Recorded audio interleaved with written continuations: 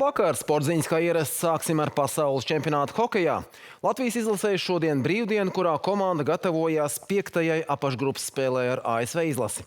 Par aizdīto treniņu un hokejas noskaņojumu pirms svarīgās mača no Cīrihas stāsta Matīs Timofejevs. Ledus treniņā piedalījās daļa komandas. Vairums līderu izvēlējās svaru zāles nodarbību. Pārējie aizvadīja gana pilnvērtīgu nodarbību treniņu arēnā. Līdzinājās 4 spēlēs ASV iekrājusi 5, bet Latvija 3 punktus. Tātad rītdienas mačā Latvijai ir nepieciešami punkti. Jākoncentrējas pašiem uz savu spēli, ja mēs nospēlēsim tā, kā mums vajag nospēlēt, un es domāju, tad arī iznākums būs pozitīvais. Es domāju, mēs nereiz vien neesam vinējuši Amerikā. Protams, ļoti laba komanda, arī jauna komanda, bet es domāju, kā teicāt, mums arī svarīgākā spēle, mums nav kur atkāpties īsti. Šodien uz ledus devās arī Toms Andersons. Uzbrucējs kā aizsavainojuma dēļ izlaida iepriekšējo spēli pret Somiju. Domāju, ka normāli. Pirmo reizi uzslidoju šodien, tā kā jutos tīri ok. Kājas lidā dabūju, tā kā domāju, ka būs viss labi. Pret ASV olimpiskajās spēlēs Latvija piedzīvoja zaudējumu ar 1-5. Kamēr olimpiskajiem čempioniem no tā sastāva ierindā ir vien uzbrucējs Metjūt Kačaks, tikmēr Latvijai tie ir 12 spēlētāji, arī aizsargs Roberts Mamčits. Es domāju, tas arī būs viens no izšķirošajiem brīžiem tā vārtu priekšu. Mums viņu ir jāuzvar 100%, un ja mēs to izdarīsim, tad es domāju, būs vislabi. Viņi ir lieli. Atceros, ka viņi spēlē fiziski. Lieliska komanda. Viņi spēlē lieliski. Šķiet, ka ilgi rezultāts bija 1-1. Viņiem ir laba komanda. Manā komandā Floridā ir pāris latvieši, kuri bija olimpiskajās spēlēs. Ir jautri spēlēt pret viņiem. Izlases pieteikumā vēl ir viena brīva vieta. Tā kā šonakt no AHL izslēgšanas spēlēm izstājās Eduards Stralmaks, tā atvēlēta viņam. Mēs darīsim visu, lai Eduards paspētu šobrīd jau sanāk uz pēdējām 2 grupas spēlēm, un tad jau cerams, ka mēs spēlēsim arī tālāk. Uz spēli pret ASV Eduards vēl nepaspējas ierasties. Mača sākums rīt 13:20, bet hokeja studija LTV 7 jau no 12:30. Matīs Timofejevs no Cīrihas, Šveicē. Šovakar pēc Somijas un Lielbritānijas komandu spēles tiešais LTV 7 ēterā kā ierasts būs hokeja apskats, kurā pie Andra Auziņa viesosies aktieris Dāvids Petersons un hokejists Artūrs Kulda. Vakarā mājinieki šveicieši bez īpašām problēmām ar 4-1 uzvarēja Lielbritāniju. Ar 2 vārtiem izcēlās Nino Niederreiters. Šveices izlase uzvarējusi visās 5 aizvadītajās spēlēs, pārliecinoši nodrošinot vietu ceturtdaļfinālā.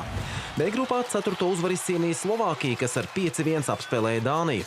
Slovākiem bija iespaidīgs pārsvars metienu ziņā 44-14 un gana laba momentu realizācija.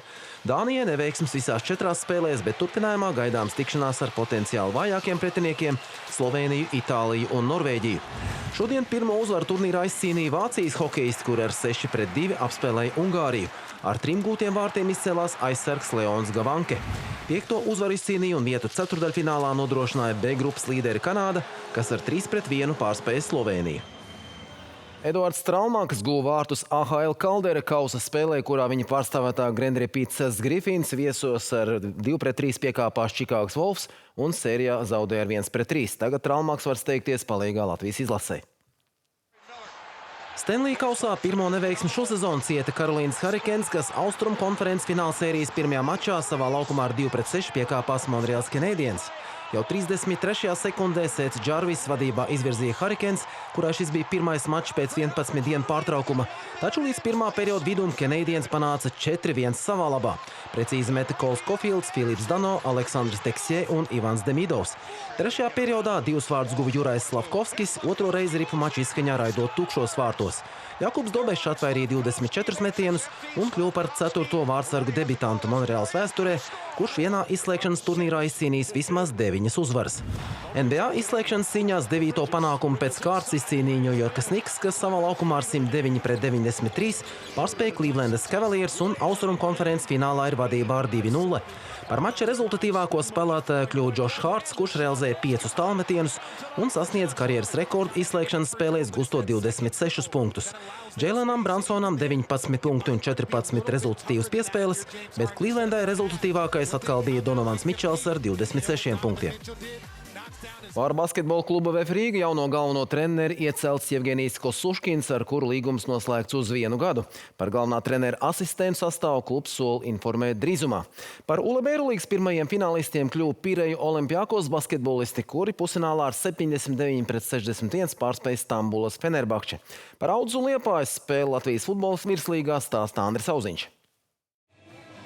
Latvijas kausa turētāja Auda Liepāju virslīgā sarazgā Niknāko Sansens par 3. pozīciju. Liepājai sadaldēt 7 punktu deficītu pret Audu bija jāsāk tieši Skonto stadionā. Audas kapteinis Eduards Daščevičs pēdējās 8 spēlēs iekrājis 2 vārtus un 4 rezultīvas piespēles, un arī pret Liepāju. Daščevičs elegants sodlaukumā atrada 18-gadīgo panamietu Vergāru un 1-0 Audas labā. Vergara šaus arī puslaika noslēgumā, kad ar saviem 12. vārtiem sezonā uzbrucējs noslēdz pirmo puslaiku un 2-0 par labu Audai. Otrais puslaiks gan sākās kurzemnieku zīmē, nopelnīts 11 metru sodsitiens un eleganti realizētā iespēja atgriez intrigu spēlē. Liepājas deksmi audieši gan apdzēs diezgan ātri, kad atkal Daščevičs izkārtoja 3. vārtus un kārtējā uzvara Audai ar 3-1. Tev 2 rezultīvas piespēles Vergaram, 2 gūti vārti, bet tuvojās transfer periods. Kas notiks ar komandu Auda, ja gadījumā kāds cits klubs jūs izdomās nopirkt? Vergara noteikti būs prom. Es domāju, ka es palikšu, bet, protams, kad mums uzbrukuma ir tāds spēlētājs ar tādām kvalitātēm, kurš var iesist vārtus ne no kā. Un viņš var doties ļoti, ļoti augsti. Jo, ticiet man, es viņu redzu ne tikai spēlēs, bet arī treniņos. Un, manuprāt, tas ir labākais uzbrucējs virslīgā. Uzvara Audai ļauj nostiprināties 3. vietā un Eirokausa izlozi gaidīt ļoti ērtā pozīcijā. Tie bija sporta jaunumi, bet ar iepriecinošu laika prognozi rītdienai. Tūdaļ studijā būs Ilze Golubeva. Ar labvakar!